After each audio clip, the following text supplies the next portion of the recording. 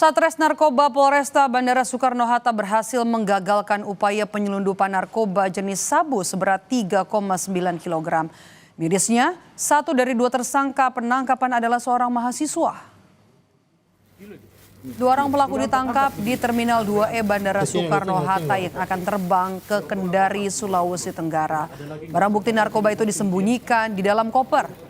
Para kurir narkoba lintas provinsi itu akan mendapatkan upah 20 juta rupiah per kilogram jika berhasil. Kasus ini merupakan pengembangan atas kasus pengiriman narkoba jenis sabu dari Aceh. Kedua pelaku terancam pidana penjara seumur hidup serta denda miliaran rupiah.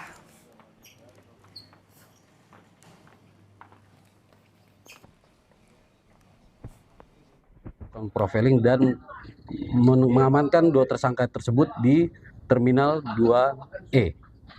Untuk barang bukti tersebut berada di dalam koper dan setelah dilakukan pemeriksaan bersama, akhirnya kami mendapatkan barang-barang itu.